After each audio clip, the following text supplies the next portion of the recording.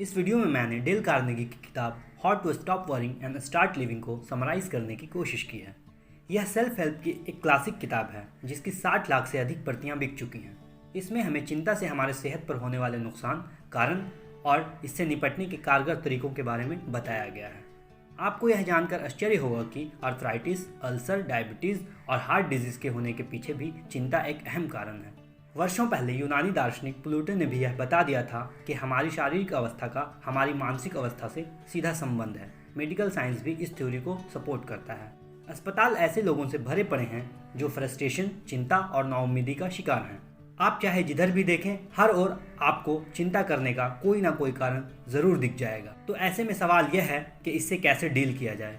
इस वीडियो में हम कई लेसन्स के द्वारा यही जानने की कोशिश करेंगे। तो आइए इसे समझा जाए। लेसन नंबर 1, ज़्यादा फिक्र और स्ट्रेसफुल जॉब आपकी सेहत के लिए खतरनाक है। हाई प्रेशर जॉब के कारण हम कई बीमारियों का शिकार बन रहे हैं। एक स्टडी से यह पता चला है कि 1/3 business executive heart disease, blood pressure और अल्सर जैसी बीमारियों से जूझ रहे हैं।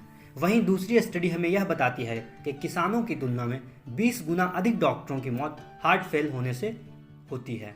ऐसे में ज़रूरी है कि अगर आप स्ट्रेसफुल जॉब में हैं तो अपनी चिंता के कारणों को जानें और उनसे छुटकारा पाने की कोशिश करें। लेसन नंबर 2, कन्फ्यूज़न चिंता को जन्म देती है। कोलंबिया कॉलेज के डीन हर्बर्ट ई हॉकर्स का कहना है कि कन्फ्यूज़न फिक्र की सबसे बड़ी वजह है। जब हम स्ट्रेसफुल सिचुएशन में होते हैं तो प्रॉब्लम को सही एनालाइज नहीं कर पाते। और यहाँ हर्बर्ट हमें बताते हैं कि किसी भी फिक्र से निजात पाने के लिए हमें 3 स्टेप एनालिसिस का इस्तेमाल करना चाहिए। तो आइए इन तीनों स्टेप्स को जानें। स्टेप नंबर 1, फिक्र की वजह को लिखना। इसे एक सच्ची घटना से समझते हैं जिसमें इन स्टेप्स ने गैलन लिचफील्ड की जान बचा ली। गैलन लिचफील्ड 1942 में जापान ऑक्यूपाइड संघाई में फंसे थे। उन्हें पता चला कि जापानी एडमिरल को उनका छुपाया हुआ सामान मिल गया है और सज़ा के तौर पर उन्हें अगले दिन टॉर्चर चेंबर में डाल दिया जाएगा। उन्हें बड़ी फिक्र होने लगी, पर यहाँ उन्होंने 3 स्टेप सॉल्यूशन को फॉलो किया, जिसका पहला स्टेप है चिंता के कारणों को लिखना।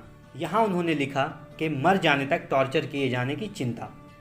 स्टेप नंबर 2, चिंता के कारणों को एनालाइज करें और अपने सारे ऑप्शंस लिखें। यहाँ लिचफील्ड ने अपने सारे ऑप्शंस लिखे, जैसे भाग जाना, सफाई देना या ऐसा दिखाना कि कुछ हुआ ही ना हो। स्टेप नंबर 3, फिक्र से निपटने के लिए जो रास्ता चुन लें उस पर संदेह ना करें। यहाँ लिंचफील्ड ने तीसरा रास्ता चुना, यानी ऐसा दिखाना कि मानो कुछ हुआ ही नहीं हो। अगले दिन जब लिंचफील्ड जापानी एडमिरल के पास गए तब तक उनका गुस्सा शांत हो चुका था और उन्होंने लिंचफील्ड को सिर्फ डांट लगाकर छोड़ दिया। तो आपने देखा कैसे फिक्र को अच्छी तरह एनालाइज कर 3 स्टेप सोल्यूशन से लिंचफील्ड ने अपनी जान बचा ली। लेसन नंबर 3, परेशानी में सबसे बुरे सिचुएशन की कल्पना करें और वहां से निकलने के उपायों के बारे में सोचें। जब आप सिचुएशन को एनालाइज करें तो सोचें कि सबसे बुरा क्या हो सकता है और अगर यह हुआ तो आप इसे कैसे डील करेंगे। आप देखेंगे कि यह अप्रोच ना सिर्फ आपकी चिंता को कम करेगा बल्कि आप जल्द से जल्द उस स्थिति से बाहर आ जाएंगे। लेसन नंबर 4, जिंदगी की पॉजिटिविटी पर फोकस करें।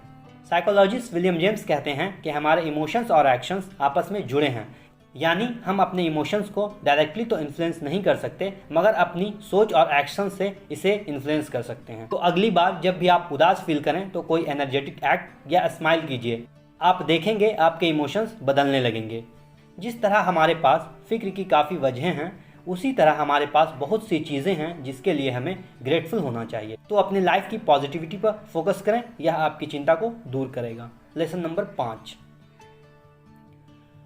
दूसरों से नफरत या उनकी नकल ना करें। 2 जुड़वां बच्चों में भी एक से होने के चांसेस 3 लाख बिलियन में 1 हैं। सोचें आप कितने अलग बनाए गए हैं। हम फिर भी दूसरों की नकल उतारने में लगे हैं। दूसरों की तरह बनने की ख्वाहिश हमें कई मनोवैज्ञानिक समस्याओं को पैदा कर सकती है, जैसे हमेशा खुद को कमतर आंकना। और इसका इससे भी बड़ा नुकसान यह है कि यह आपके पॉसिबल पोटेंशियल को बर्बाद कर देता है।